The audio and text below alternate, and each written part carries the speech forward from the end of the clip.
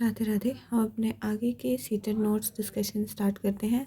तो क्वेश्चन है कि बच्चा कौन सी स्टेज पर कंजर्व नहीं कर पाता, तो that is second stage, pre operational stage.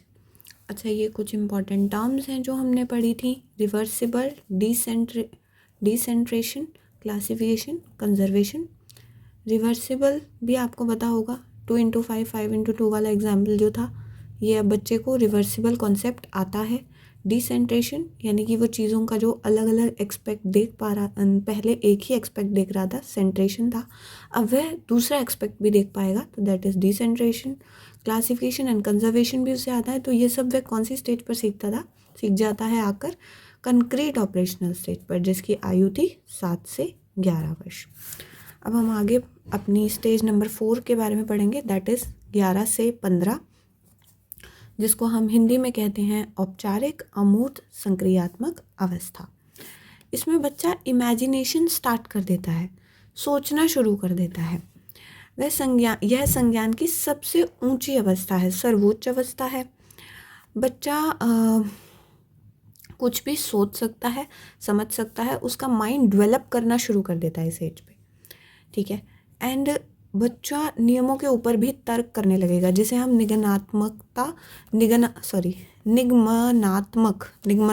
तर्कणा कहते हैं ना, जिसमें बच्चा नियमों के ऊपर तर्क करेगा, यानी कि कोई भी रूल है तो उस पर वह अपना लॉजिक भी लगाएगा कि यह सही है नहीं है, या समझ गए होंगे आप।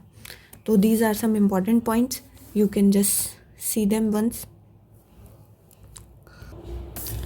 तो पहला क्वेश्चन है कि बच्चा उच्च स्तर की सोच कब रख पाता है, तो बच्चा उच्च स्तर की सोच जो है वो 4th स्टेज पर, फॉर्मल ऑपरेशनल स्टेज पर रख पाता है। उच्च स्तर जब शब्द आएगा तो आप 4th stage, formal operational stage mark करेंगे।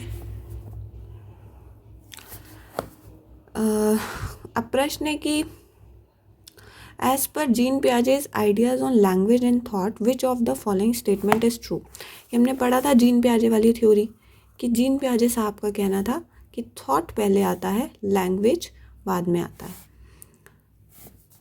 नेक्स्ट है वाइगोत्स्की साहब का क्वेश्चन कि as per Vygotsky ideas on language and thought which of the following statement is true. तो ये था, वाइगोत्स्की अगर टर्म आई है तो वाइगोत्स्की साहब ने कहा था कि लैंग्वेज पहले आती है, थॉट बाद में।